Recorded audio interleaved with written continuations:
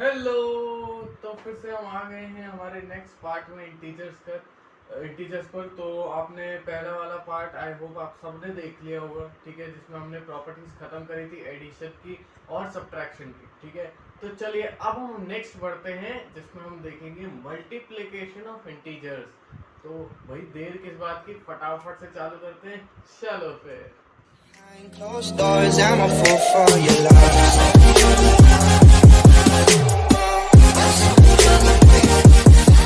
तो चलिए अब शुरू करते हैं हमारा मल्टीप्लिकेशन ऑफ इंटीजर्स, ठीक है। मल्टीप्लिकेशन मल्टीप्लिकेशन ऑफ इंटीजर्स, ठीक है। चलो अब फटाफट से देखते हैं कि मल्टीप्लाई कैसे कर रहे हैं हम इंटीजर्स को। सबसे पहले तो नॉर्मली हम देख लेते हैं पॉजिटिव इंटीजर्स का, ठीक है।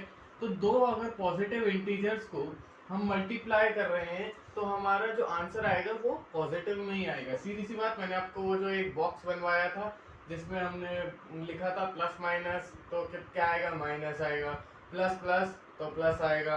तो वो फटाफट से बॉक्स एक बार देख लो तो आपको ये मल्टीप्लिकेशन समझ आ जाएगा, क्योंकि अब वो जो बॉक्स का जो खेल है ना वो यहाँ पर भी चलेगा फिर से, और सिर्फ बॉक्स का ही खेल चलेगा मोस्टली। अब देखो, तो a इंटू बी, यानी कि जिसमें हमारा पॉजिटिव है, दोनों पॉजिटिव है, तो हमारा जो आंसर आएगा ए बी, वो पॉजिटिव में ही आएगा।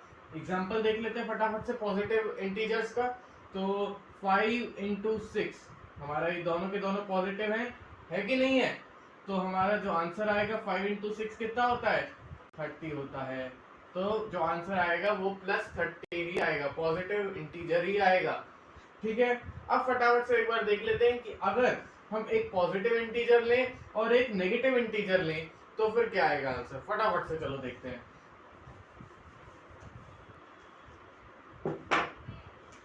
तो अगर हम एक पॉजिटिव इंटीजर लेते हैं, मान लो जैसे हमने लिया 6 और हमने इंटू किया कौन सा नेगेटिव इंटीजर, कौन सा लें, चलो 3 ले लेते हैं, -3 लिया। तो हमारा जो आंसर आ रहा है 6 इंटू 3, पहले कर लेते हैं फटाफट से। तो 6 इंटू 3 हमारा होता है 18, और 18 अब हमारा बॉक्स का खेल आ जाएगा। ये हमारा यहाँ पर प्लस है तो प्लस माइनस माइनस।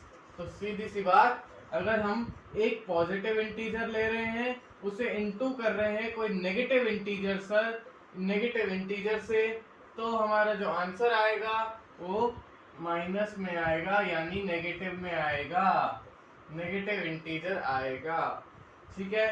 तो ये चीज समझ आ गई। चलो अब एक बार देख लेते हैं कि अगर दोनों ही नेगेटिव इंटीजर्स हुए तो क्या होगा। चलो फटाफट से देख लेते हैं।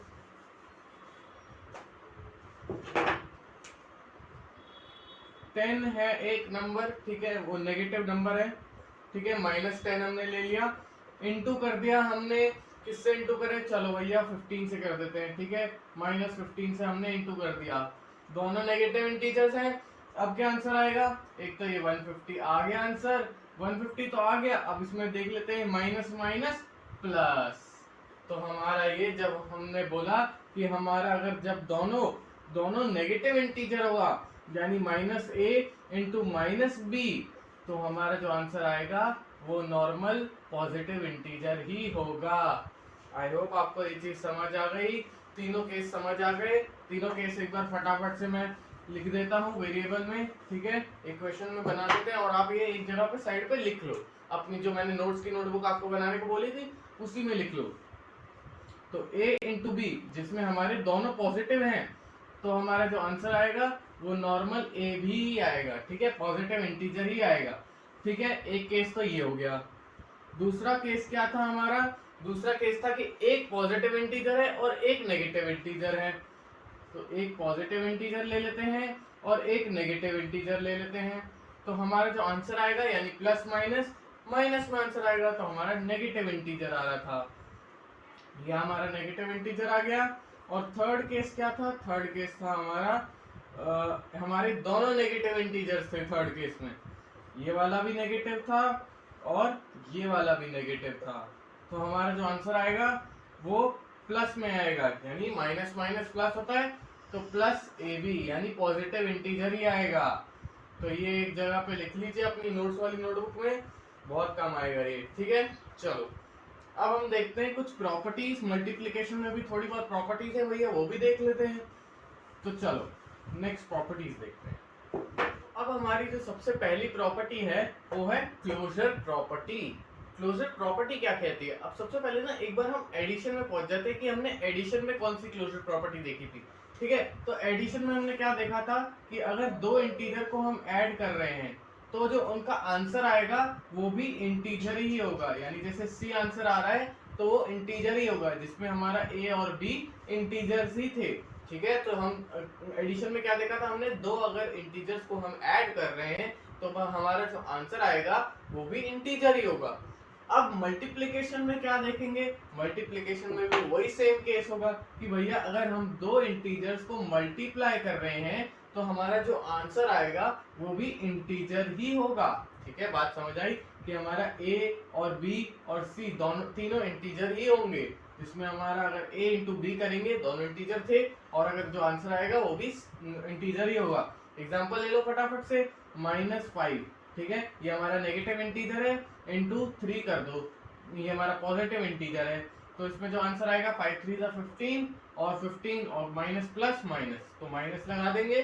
ठीक है, तो जो हमारा ये आंसर आ रहा है वो हमारा इंटीजर ही है।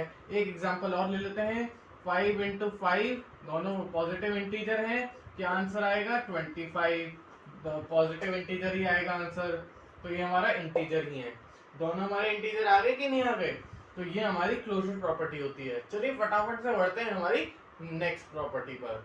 तो अब हमारी जो नेक्स्ट प्रॉपर्टी है वो है कम्यूटेटिव प्रॉपर्टी। कम्यूटेटिव प्रॉपर्टी क्या कहती है?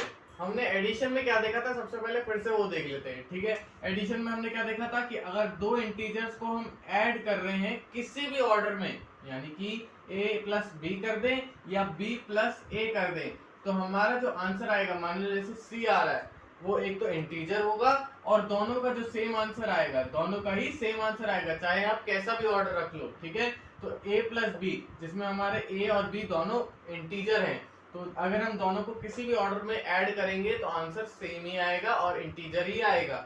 ठीक है, ये तो हमने एडिशन में देखी थी। अब देख लेते हैं कि भैया मल्टीप्लिकेशन में क्या है। ये मल्टीप्लिकेशन में क्या होगा भैया, चलो देख लेते हैं फटाफट से कि अगर मैं a इंटू बी करूंगा, ठीक है, और अगर मैं b इंटू ए करूंगा, क्या दोनों के आंसर अलग अलग आएंगे? चलो फटाफट से एक बार चेक कर लेते हैं एग्जांपल के साथ। ठीक है, तो 4 इंटू -3 किया मैंने। ठीक है, तो 4 3 था, सबसे पहले बता दो 12 होता है, और प्लस माइनस माइनस हो गया, इसका तो -12 आ गया। अब अगर क्या मैं ऑर्डर बदल दूं तो आंसर बदल जाएगा? चलो फटाफट से देख लेते हैं। -3 इंटू 4 कितना होता है? 12 होता है, और प्लस माइनस कितना होता है? माइनस होता है। इसमें हम ये नहीं देखेंगे कि कौन सा बड़ा है कौन सा छोटा है, इसमें डायरेक्ट हम वो बॉक्स वाला खेल करेंगे जो मैंने आपको बताया था, माइनस प्लस माइनस होगा, प्लस माइनस माइनस होगा, तो दोनों का आंसर सेम ही आ रहे हैं। हमने ऑर्डर बदला तो भी आंसर नहीं बदला। ठीक है, तो हमारा यहाँ पर जो आंसर आएगा वो दोनों का, अगर जैसे सी आ रहा है तो सी ही आएगा दोनों का आंसर, चाहे आप ऑर्डर कैसा भी रख लो। ठीक है, a इंटू बी कर लो या b इंटू ए कर लो, आंसर सी ही आएगा, जो कि होगा इंटीजर, जिसमें हमारा a और b इंटीजर्स है। ठीक है, चलो ये वाली प्रॉपर्टी आई होप आपको ये भी समझ आ गई होगी। चलिए बढ़ते हैं हमारी नेक्स्ट प्रॉपर्टी पर।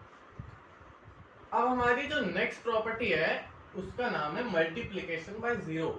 अब ये क्या कहना चाह रहे हैं, मल्टीप्लाई कर दो जीरो से, तो क्या होगा? अगर हमने एडिशन में क्या देखा था, सबसे पहले वो देख लेते हैं ताकि आप कंफ्यूज ना हो, क्योंकि मैं हर बार आपको एडिशन की प्रॉपर्टी से रिलेट करवा रहा था, पर क्या इस बार रिलेट होगी कि नहीं होगी, फटाफट से देख लेते हैं। हमने एडिशन में क्या किया था, अगर हम जीरो को ऐड कर रहे हैं किसी भी एक इंटीजर से, चाहे वो पॉजिटिव हो या नेगेटिव हो, ठीक है, तो आंसर क्या आएगा? ए ही आएगा, चाहे आप ऑर्डर भी बदल दो, अगर 0 प्लस ए भी कर दोगे ना तो भी हमारा आंसर ए ही आएगा। ठीक है, तो ये तो होती है हमारी एडिशन में प्रॉपर्टी।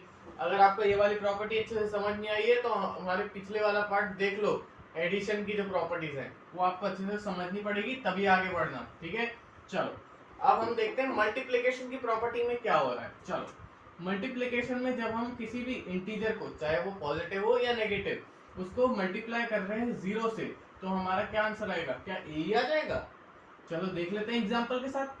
4 इंटू 0 क्या होता है? बिल्कुल सही बात, 0 होता है।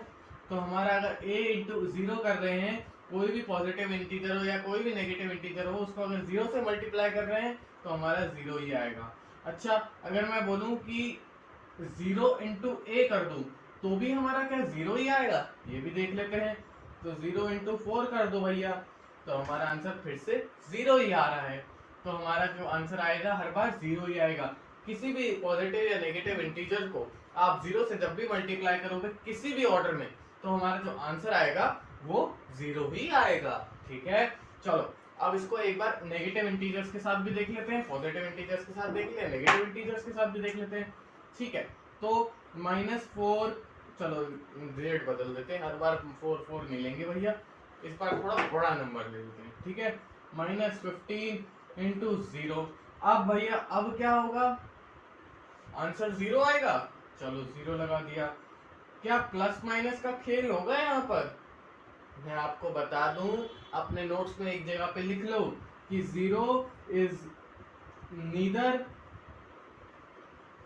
पॉजिटिव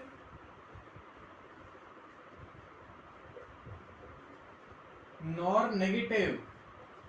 आ गई समझ कि भैया 0 ना पॉजिटिव होता है ना नेगेटिव। तो जैसे अगर 0 आंसर कहीं भी आ रहा है तो आपको ये प्लस माइनस का खेल खेलने की जरूरत ही नहीं है, आप डायरेक्ट 0 लगा दोगे, आंसर आपका खत्म।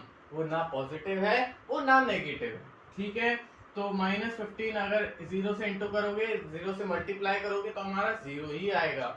और अगर मैं ऑर्डर को बदल दूं, यानी 0 इंटू -15 कर दूं, तो भी हमारा क्या आंसर आएगा, 0 ही आएगा।